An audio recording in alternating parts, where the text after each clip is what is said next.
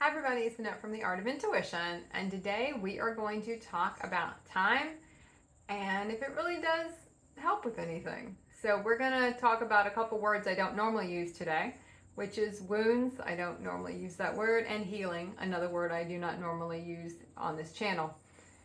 Because they're very human consciousness words, you kind of shift healing to holing as you reach different levels in your ascension process. So you kind of get rid of that word. It's a disempowering word that there's something not 100% right with us. So I usually don't talk about it, but I do want to use it here. So I'm going to take creative liberties here and use it today just because of the saying we're going to talk about, which is time heals all wounds. I heard a song, and that was in a song I heard, and I've been singing the song. It was very catchy. I've been singing it the last couple of days, so I felt like let's talk about it. What happens when all of a sudden something that bothered us does not bother us anymore, and we say, okay, it's because it's been so much time. Now, time technically doesn't exist. We are always in a space of no time. But because the collectives are bound by time, in a sense, because they all believe that time is there, even though I live in a space of no time, I do understand and honor time when I have to be somewhere. Right?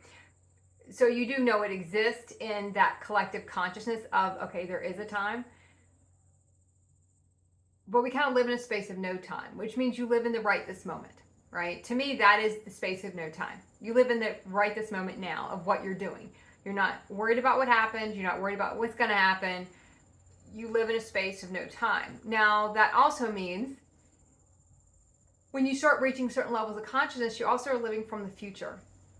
In the sense you can usually see forward a few years of things you have to do, things you're going to do, let's put it like that. And then you have to start kind of reverse engineering that. Like you can kind of see the end of it, like, oh yeah, by this year I have to do this, or by this year I'm going to publish a book. So I've got to start going through all the things I've got to do to get ready to be there. You know, I can see the end, and now I just got to do everything to get there, you know. And we will do that a lot. You know, you kind of live from the future, but in this now moment, which means everything we create now is what matters. That is something we feel is coming, but we're not at the frequency yet to get there. So we're always trying to get to that frequency of where that thing is. That thing is that we feel, the thing that we've seen, normally in our dream state first, that we want to accomplish. You know, so we're always trying to get to that moment, but we can't get there to our bodies in that frequency. Then everything will materialize around us, right? So time is used in a lot of different variables all over the place. As a marker, as it's speeding up. I know a lot of people have felt it's speeding up, and it throws into the whole thing of how kind of ridiculous the concept is of it at all. But it does feel faster. You know, years feel faster, minutes feel faster, days go faster. But a lot of times you'll also see that energetically the people you're around can collapse time. Whereas if you're by yourself and in your field and there's no one in my field, I can get so much work done in a day. It's like time stops in a sense. Whereas if I have a lot of people in my field of a different consciousness, even someone in a similar consciousness, they still interrupt your field. So that's why we need a lot of time alone when we're doing anything. Once we start getting more into embodying a lot of our soul, you need a lot of time alone. You know, there's not a lot of entanglement anymore with a lot of people around. It's just not enjoyable, and it takes so long to get things done because it does interfere with your field. Time will collapse. Certain people are going to be around where time will considerably collapse and go so quick because it just kind of falls on top of itself. Whereas when you're kind of by yourself, you do operate outside of time. You can get a lot of stuff done, and it feels like time slows in those moments. So you're going to feel almost the breath of time, how it slows, how it speeds up, how it's not as a linear thing as everyone kind of feels like it is. So when we talk about how come something used to bother me and now it doesn't, and because there's been a linear time frame, our human will say, okay, well, it does kind of, time heals all wounds, right? So all of a sudden that old flame doesn't bother me anymore. What happened to that job I don't care about? What happened with my mom I've kind of moved on from. But what you're doing is so much it's not so much the time, it's the frequency. Your frequency is really what kind of rewrites how you see it. The emotional charge of it is gone. The more of the emotional charge we clear around a memory, around an experience, as it clears out of our cellular memory with tears, with screaming, pounding our feet, however we were working through it, the more we do that, the more we get it out of our system, the more our frequency can raise. Because all those emotions are what keeps our frequency at a lower place. So the more we clear all that stuff, our frequency raises, and as it starts to get higher and higher and higher, we create different dimensions around us. We kind of leap into different dimensions. It's not so much that time healed it. Our frequency is at a place where we can see the purpose of it, and we don't have the emotional charge around it anymore. So our frequency, you know, I did a video once. I think I don't know if it's a video. I don't know. It could have been an article I wrote about the eyes are not the windows to the soul. The physical eyes don't really show you anything. You know, the third eye is what is the energetic, what you're seeing energetically is what's really going on. The physical eyes kind of camouflage a lot of stuff for us. And it's kind of the same thing. We always want to say, okay, I have to have a lot of linear time space around this for me to get over it. And if I don't take that, then it's not going to go well, right? And you see a lot of people that will jump from relationship to relationship, and they're going to go through the whole shit all over again, right? We're just going to repeat the whole thing. Let's wind it up and repeat it. And we're going to do it again. We're going to do it again. We're going to do it again. We're going to do it again. And people say they didn't take enough time, right? What's really happening is they didn't take enough space to let their body reset into a different timeline. You know, they didn't clear enough. They didn't clear it all because they didn't want to, in a sense. They fought the clearing process. They just jump right back into something else. Now, technically, that experience will clear more of the stuff for them. It's just a longer way to do it. But that experience is like, okay, so your soul is going to say, okay, if you're not going to clear this stuff willingly, then you'll just jump into something else that looks just like it, and you'll go through that experience and you'll clear more there, and then you're going to go through it again. We have to have our body have a reset. Well, we have to have the time. We're going to time as a break, in a sense, to give our body time to raise in frequency. And that does happen over linear time, where we get rid of the emotional charge. Our frequency starts to raise. And when we get into a different dimension, we look back. It's kind of like we talk about rewriting the past. We look back and we see it a different way. We understand why it had to be that way. We feel like, well, it had to work out that way, you know, and then you get to a different frequency about that and you're like, yeah, I understand why it had to happen that way. And the charge is gone because the story is different. Your story goes from a tragedy to eventually it works up to kind of a you know, I don't know, maybe it gets more into an action hero kind of thing when you remember it, and then maybe you're in a Shakespeare play at one point, and then you keep moving up until you get to where it's like, I barely remember it. Even the big ones, and when I say the big ones, the real pivotal ones that push you know, and normally those are around people. People with sometimes really strong financial stuff will do it too, health stuff will do it, but the big ones, the smaller ones that felt big at the time, you'll know the smaller ones because you really won't remember them at all. They will be such a small memory, and you might be able to pull on those. I just did a video on memories. I don't know which of these I'm going to post first, but you can look into that one when we talk more about memories and how that kind of starts to shake out during ascension. But as we start to get into different dimensions, it looks different. You know, even people will look at different things and all of a sudden it's a different feeling to it. People talk about, I keep going back to the alien UFO thing because it's kind of a big thing that kind of was really out there and now it's very mainstream.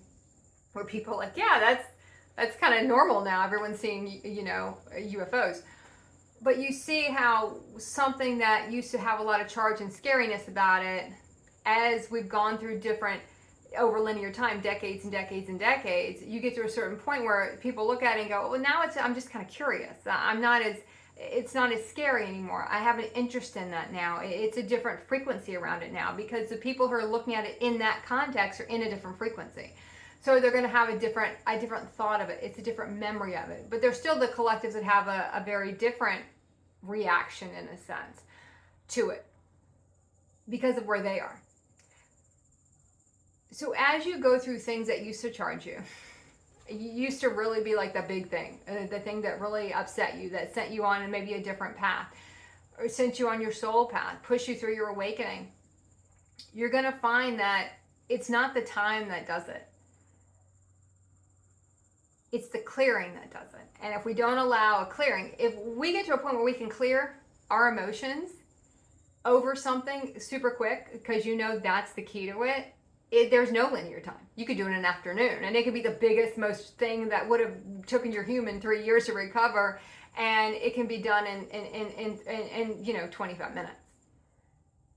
If you go all into it, if you let yourself go all into it, look at how much you can clear.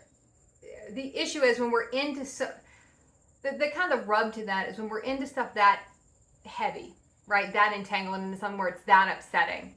We're still so ingrained in our human consciousness that it takes a lot of that linear time, because we're not able to go into the clearing because it just feels like it's overwhelming. It's too much for us, and we have at that point so much to clear. There's so much to do that it still takes a lot of linear time to get there. So we talk all about 3-year cycles, 4-year cycles, the 9-month cycle, there's 7-year cycles. Everyone has like common themes about how long it takes to rebuild templates and recode your DNA and go to this next phase. And now I'm in this phase. Now I'm in 5 phases at the same time. But when we're talking about why it seems to almost take longer, and you get to where these things are faster, and it kind of goes back into almost like bending time, where, it's like, how come all this stuff is faster now? Because we're capable of doing it quicker. We're capable of clearing it faster. Our energy body wants it out. Our soul body doesn't want to carry it. It doesn't, we went through that. You'll find that now it's not so much, the trauma is not as traumatic, if that's the way to put it. The higher your frequency goes, you don't get as entangled in things. You see right away what's going to work and what might not work. You don't get as ingrained in it. You don't have that emotional tie to it. You don't have that much emotion in the body. And there's always a lot to clear.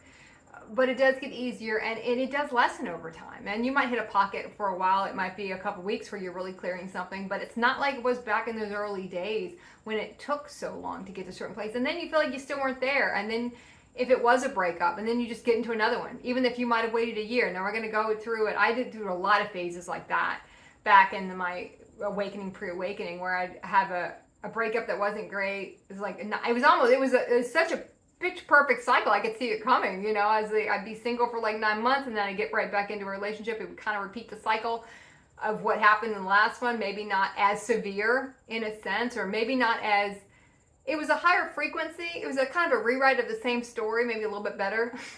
A little bit better story, but it wasn't as plagued with the red flags and misalignment and distortion, but it was still a lot there. And then I'd do it again, and I almost even as in my human consciousness, or probably more at that time, more 4th dimensional consciousness, I knew when I was due. I'm like, oh, I'm due. It's been 9 months. Always the same time of year. It was like always around like November, December, always around that fall time frame that this shit would happen, and it would be over by spring, and then here we go again. So it's kind of funny. You'll probably be able to look back at different things and kind of see the cycle you were in. You had a clearing, and then I couldn't finish it all, and I had to have another experience to get to the next level and that deeper level of clearing. You get to certain places where you don't need that anymore. So it's really not the time that matters. You're going to find the length of time is going to change as your consciousness changes. One, there's not as deep and much there anymore. Like I said, there's still a lot to clear. We never finish clearing. I don't want anyone to leave this video going, oh, and that's since we're going to be done and I won't have any more to clear. We're always going to be clearing something. We just learn to do it quicker. It's not as heavy. We might have a spout of something that's heavy, maybe a collective clearing that feels heavy for us. Some ancestral DNA clearance can feel very heavy for us, but we know what to do. We know what we're doing. We have the remembrance to understand. We have the connection inside to say, okay, what do I do? What do I do now to get through this quicker? What do I do to be able to clear this as quickly as I can? I'll see a lot of people who used to say, I used to have to embody an aspect, and it took over months because there's so many distortions around that aspect I had to clear. meaning there's so many things that I'm doing in my everyday reality that doesn't align with that aspect. So it takes me so long to embody this aspect, maybe over years, whereas maybe now I can embody an energy, an aspect, an energetic aspect of me in maybe 3 hours, because there's not as much there. There's not as much stuff I have to clear out, because we clean up so much, and the more we clean it up, we don't have the attachment. We don't have that when things dissolve, we understand they're dissolving for a reason. We'll have a grieving period, we'll have a reset period, but it won't have to be as long because we don't have as much to reset, So time will change. Time will heal all, time will heal all wounds. I can't think of any more acronyms on time. Time, it's undefeatable. It's always one of those human things that everyone's obsessed with time. It's almost kind of like death. It's these things, there's so many things, acronyms that we get into, even in our human consciousness, that kind of come back in our higher consciousness realities, and they have a different meaning for us. They're decoded as something else. They're encoded. Everything is so encoded, even in the human realities, that when we start to pull it apart and decode it, we see it a whole different way. So don't look at time as so strict.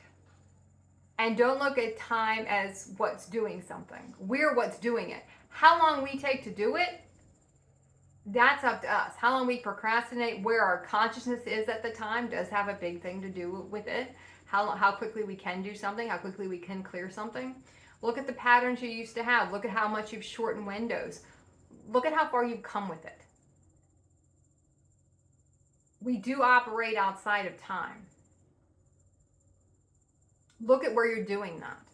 Look at where you still feel the constraints of time and a linear. Another thing I've done now, I do very few things in one day as far as planning specific things. I'll usually only plan one thing if I have to do it, because I cannot compress and have to be going fast.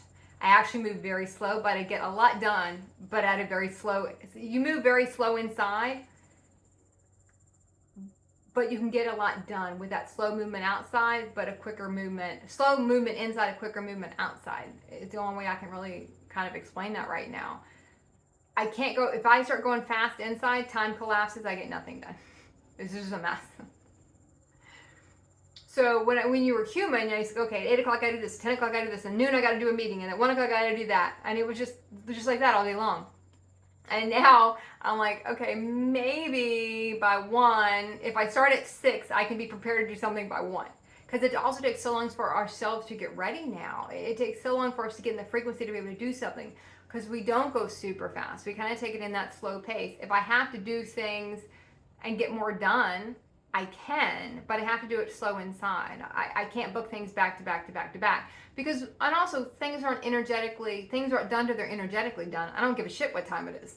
I don't give a shit if this has got to be done in 20 minutes, or it's like I only have 5 minutes to do a video because, I only have the house for 5 more minutes, and then it's going to be 20 people in here. I just won't do it, because I don't know, that could be a video that takes 2 minutes, or it could be a video where I'm talking for, 45 minutes. I don't know. I don't know till I get there, until I'm in that moment and I start talking. So look at where you're doing that with your schedule, because you don't allow yourself, you're kind of pulling yourself into the throes of time and letting that dictate, instead of letting yourself dictate what needs to be done, and not in a human space, from your heart space. What needs to be done today? What do I have to accomplish today to get to the frequency I'm trying to get to? What do I need to do for that? Is that maybe rest more today? What do I need to do? Is it time to clean? Do I feel like I need to clean the house today, even though it would be a great day to do, something else, or post a video or do a stream? But no, really, cleaning comes first today, because I feel like that's more important today. There is going to be a flow to it. Don't get so bogged down on what the clock says. You'll find that shifts and that changes in all aspects of your process. So, okay. I think I'm going to do one more. I think my time is up. Keep practicing the art of intuition.